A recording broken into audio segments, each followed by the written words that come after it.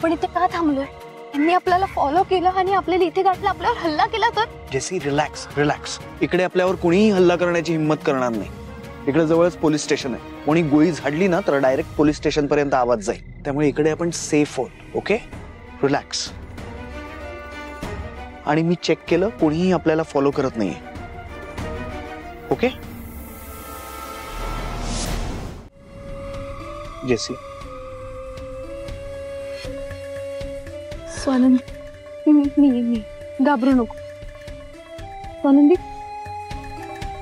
कोणी नाही इकडे आणि काही नाही झालेलं, ठीक आहे? सांभाळ स्वतःला. तुला आणि तुझ्या बाळाला काही झालेलं नाहीये स्वानंदी. आपल्याला मानकामे सरांनी वाचवलंय. आपण सेफ आहोत, आपण सेफ आहोत.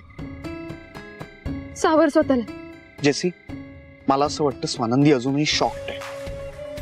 स्वानंदी, एक मिनिट. ठीक आहे, थोडं पाणी पी, तुला बरं वाटेल.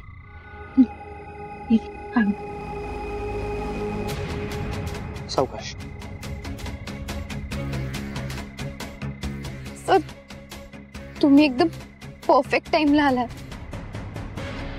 मी स्वानंदीला आवाज दिला नसता आणि स्वानंदीने टर्न केलं नसतं तर ती गोळी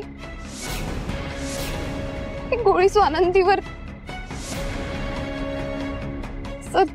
sir thank you so much sir. हो अगं, तुझा फोन ऐकून मलाच टेन्शन आलं. हे माणसं खतरनाक आहेत हे मला माहितीच होतं. म्हणून स्वानंदी, मी जेसीला म्हणालो की तुम्ही माझ्याकडे येऊ नका, मी येतो तुम्हाला भेटायला. म्हणून मी आलो.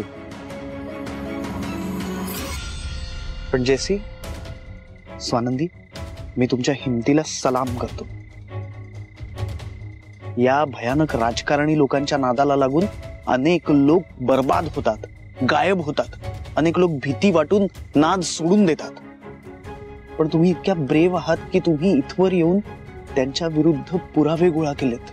हा सर्पोद्धार दिसतो तसा नाहीये आणि तो त्याचं खरं रूप कधीच लोकांपुढे येऊ देणार नाही. तुला तर अनुभव आलाच असेल स्वानंदी. पण जेसी, तुझ्यावर मात्र मी रागावलोय. काय झालं? अगं का काय?